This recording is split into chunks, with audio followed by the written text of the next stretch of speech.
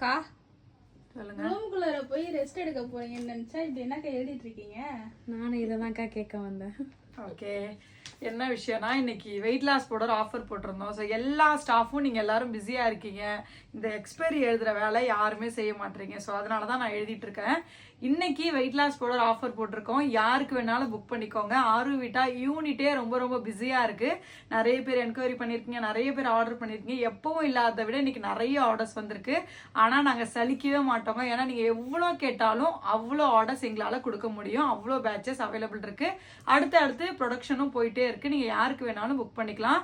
இருங்க இன்னொரு விஷயத்தையும் சொல்லிடுறேன். புதுசா இப்போ வீடியோ பார்ப்பீங்க, உங்களுக்கு ஒண்ணுமே புரியாது. என்னன்னு பாத்தீங்கன்னா, நம்மளோட ஆரோவிட்டாவோட வெயிட் லாஸ் பவுடர்ல பாத்தீங்கன்னா கொள்ளு, மல்லி, மிளகு, ஜீரகம், சுக்கு, பட்டை, ஏலக்காய், கிராம்பு, ஆழி விதை இது போல பொருட்களை மட்டும் பயன்படுத்தி நம்ம இந்த பவுடர் பண்ணி கொடுத்துட்டு இருக்கோம். இதை ரெகுலரா கரெக்டா நாங்க சொல்ற முறையில பயன்படுத்திட்டு வரும்போது மாசத்துக்கு 3 to 5 கிலோ எந்தவித சைடு எஃபெக்டும் இல்லாம உங்களாலையும் குறைக்க முடியும். டேஸ்ட் எப்படிக்கா இருக்கும்னு கேக்குறீங்களா? ஒரு சூடான ரசம், ஒரு சூடான சூப் குடிக்கிற மாதிரி தான் இருக்கும். கசக்காது. நேச்சுரல் இன்கிரீடியன்ட் வச்சு நம்ம கிச்சன்ல நம்ம அஞ்சரைப்பட்டியில இருக்கிற பொருட்களை வச்சு இந்த பவுடர் பண்றோம். ஒரு பாட்டி வைத்தியம் மாதிரி இது உங்களுக்கு அவ்வளோ சூப்பரா ஒர்க் ஆகும். கான்ஸ்டிபேஷன் ப்ராப்ளம் சரியாகும், தொப்பை குறையும், உங்களுக்கு செரிமான பிரச்சனை இருந்தா சரியாகும்.